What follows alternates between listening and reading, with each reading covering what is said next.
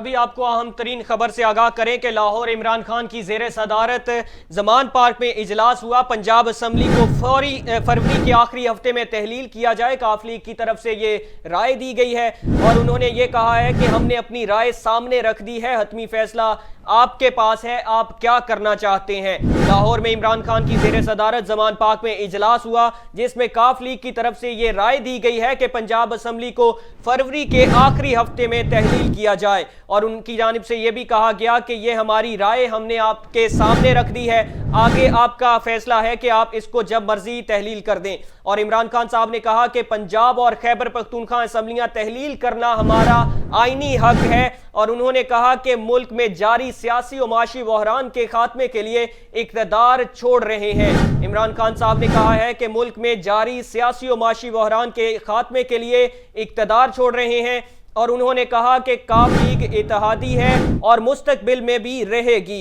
Chairman PTI Imran Khan साहब ने कहा है कि काफ लीग हमारी इत्तेहादी जमात है और इसी तरह ये मुस्तकबिल में भी रहेगी। इजलास में शाह महमूद कुरैशी, शिबली फराज, फवाद चौधरी, हुसैन और मोनस इलाही समेत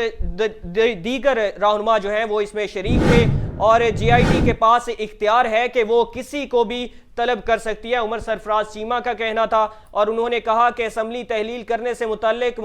मशावरत मुकम्मल हो चुकी है और जो भी मुल्क के लिए बेहतर होगा इमरान खान साहब आज फैसला कर देंगे।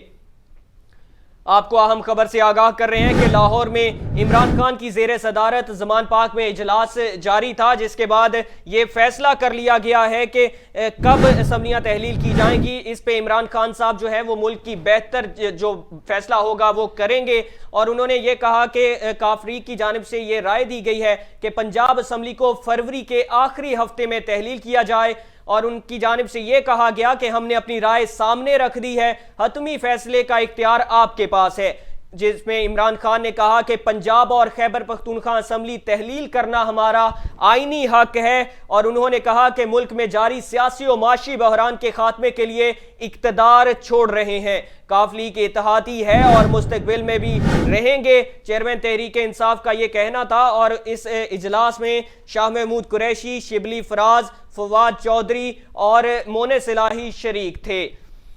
उमर सरफराज चीमा ने कहा कि जीआईटी के पास इख्तियार है कि वो किसी को भी तलब कर सकती है, असम्बलियां तहलील करने से मुतल्लिक मशावरत मुकम्मल हो चुकी है, जो भी मुल्क के लिए बेहतर होगा इमरान खान आज फैसला कर देंगे।